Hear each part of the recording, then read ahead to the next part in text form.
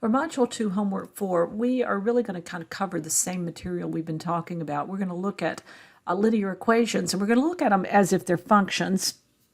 Let me see if I can focus this in for us a little better. So, for example 1, I want you to first look to the block that I've written for you over here, this box of notes. How to write a linear equation as a linear function. Now, first, we solved the equation for the y variable. Now, that means that we are going to put it in y is equal to slope times x plus the y-intercept, mx plus b format. So we'll solve it first for y. And then we will replace the letter y with f of x, function of x. And then that's all it takes. You've now written it. After you've done that, you will have written the equation in as a linear function. So let's take this first one. We're supposed to graph it. We're going to find x and y intercepts to do the graphing. And we're going to also write it using function notation. First, we have to do the solving. Solve for y. That way, that means that I need to get 4, or this negative 4y isolated. I have to get rid of a positive 2x. So I'm just going to work here, and I'm going to subtract 2x from both sides without getting in the way of everything else. That crosses out my x and 2x, negative 2x. And I bring down my negative 4y. And I'll put it in y is equal to mx plus b, so I'm going to list that x variable first, minus 2x minus 8. It's very important that you watch these signs, keep them straight. It's the easiest thing to mess up when you're working on linear equations. Next, I'm going to see how I can get a negative 4y to be a positive 1y. And I, of course, do it by dividing that by negative 4. So I have to divide every part of my equation by negative 4, all of the terms, all 3 terms. So negative 4 divided by negative 4 is, of course, positive 1. So there's my y. And then I have negative 2 divided by negative 4 is going to be a positive. And I can go ahead and reduce 2/4. I know that is 1/2. So it would be a positive 1/2. And, of course, x. And then this is going to be a positive 2, since it's negative 8 divided by negative 4. Negative divided by negative again. So there's my new linear equation. Let's go ahead and write it using function notation. We're just replacing the y with f of x. We're going to say it is equal to 1/2 x plus 2.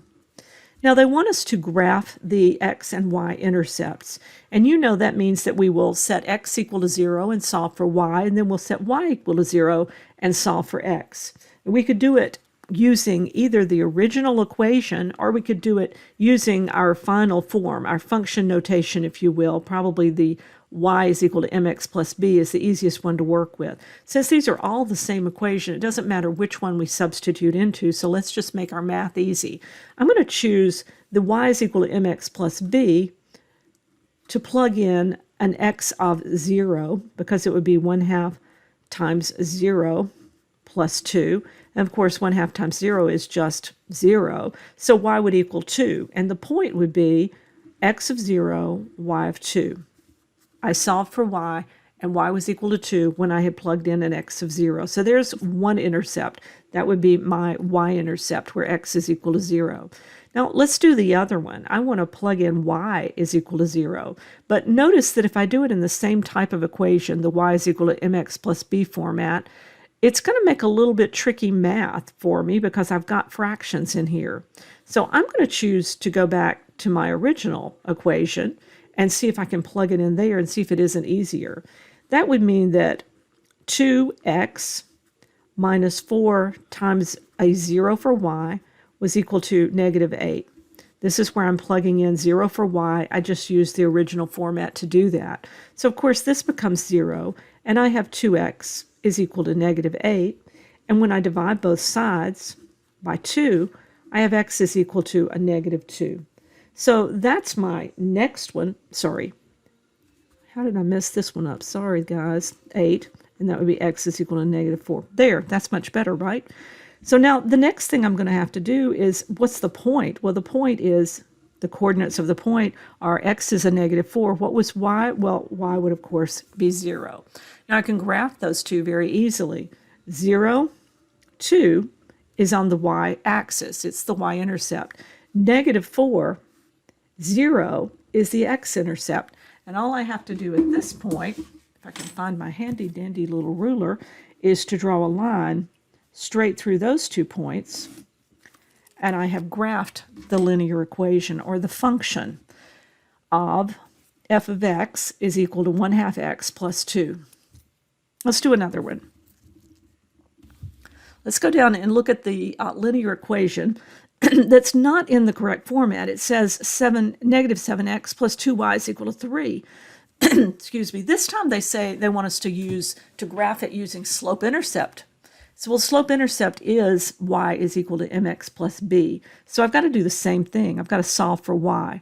I'll go over here and I'll add 7x to both sides to get that x variable to the other side. I've just isolated my y variable. I'll have to come up here and write it. That says 2y is over on the left. Over here I've got a positive 7x and a positive 3. Now I just need to divide everything by 2 because I'm solving for a positive 1y. And I end up with y is equal to, let's pull that fraction out in front because it's really going to be the slope. And this y-intercept is right here. It's going to be a fraction also. But since it's halves, they're still not hard for us to graph. So let's look and see if we can do this using slope-intercept. The first thing we need to do is figure out what is the slope for this line. Well, the slope, which we abbreviate or we use the symbol m, is the coefficient of x, so it's 7/2. Now remember what that means. It's a rise over run. They're both positive, so we would go up on the y-axis and we go to the right on the x-axis, both of them in a positive direction. And if it helps you to draw those arrows in so that you know what you're doing, feel free. Next, we're going to look at what the y-intercept is. That's b, and we know that for the y-intercept, x is always 0. So the only thing we need to know is what is this, okay? And it is a positive 3/2. And yeah, the sign of it does matter. So if it had been negative, it would have been a negative 3/2. So we start with this point. We find the y-intercept, and we go on the x-axis. We're not going anywhere, but we're going 3/2 on the y-axis. Well, that's just 1 1/2. It's going to be right here. So I'm going to start from this point, and I'm going to count up 7 and to the right 2. Well, that's not really hard. I'm doing it in halves, so I'm going to go between the little marks, and I'm going to go 1, 2, 3, 4, 6, and 7, and I'm going to go to the right 2, and this looks like my next point. If I wanted to figure out what it was, I could. It's going to be an x of 2, and it's going to be a y of 8 1/2, isn't it? So let's draw a line and see what our linear equation looks like. And now let's go ahead and write this one in function notation. All we have to do is say f of x instead of y. They didn't tell us to, but just in case they ask you to, you'll know how. Now, let's find the slope and the y-intercept of this line, and we'll graph it. Now, what we're really saying, if it tells us what the function, if it gives us if it gives us the line in function notation, we can just replace f of x with y if we want to, and we have it in y is equal to mx plus b format, right? So I know my slope. There it is. It's the coefficient of x. So m is equal to 3/7. But what's the y-intercept? Normally it would be out here. It'd be plus some number. Well, since there is nothing there, the only thing that can possibly be there is a 0. When there's this plus 0, you don't have to write it, do you? So what is the y-intercept? Well, we know the y-intercept always has an x-coordinate of 0. This time it also has a y-coordinate of 0. So it is the origin. It's the center of the Cartesian coordinate system, 0, 0. That's where I start. Then I'm going to go up 3 and to the right 7, because both of them are positive, right? So I go 1, 2, 3, and to the right 7. I would be right here over the 7. And that would be my point on my line. Both of these are points on the line, and I can use a straight edge of some kind and draw a line, and every one of those points would be on this particular line. So I've written my graph or my linear equation several ways. I've written it in function notation. I've written it in the slope-intercept form, and now I've been able to graph it with the slope and the intercept. So we're going to continue this discussion on the next page about functions. And I just want you to kind of note that we're going to be using these functions to kind of solve for a specific point. They're going to ask you questions like, using the function of f of x, we want to find what f of 0 would be. Now remember, f of x really is y, but when we substitute in a number for x, that number is x. So what they're saying is, we know x. If x is 0, which is what this tells us, what do we have to find? Well, we need to find y. So we're finding y if x is 0. That's all it's asking us to do. Now, you've already got this line given to you. This function is already graphed. All you have to do is say, where on that line is x equal to 0? Well, x is equal to 0 right up and down here, and the line crosses right at this one point. So here's my point where x is 0, and all I have to do is say, what is y? Well, y at that point looks like a -1 to me. So the solution for this one is 0, -1. 0 is the x, -1 is the y. And that would be your solution for f of 0. It's a specific point. The next question says, we want to answer this question, find g of 2. Now, this is the reason we use different letters for functions, is because this particular graph here is f of x, and the second graph they've given us is g of x. They're asking us to find g of 2, so this is the graph we're going to be using. What do we do with this f of x graph? Well, nothing. We don't need it at all. They didn't ask a question about the f of x. They just asked about g of x, or g of 2, right? So this is the function we'll be using, the g of x. Now, what are they saying? Well, what is x going to be? We know x. X is going to be 2. So y is the question, right? Where is x equal to 2? Well, on the x-axis, x is 2 right here at this one specific point. There's not another point where x is 2. And what is y at that point? Well, it just so happens that y is going to be 0 there, isn't it?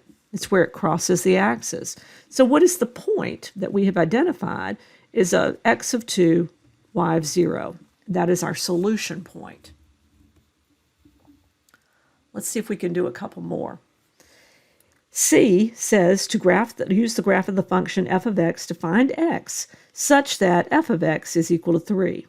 Now, they haven't told us what x is, but they have told us what y is.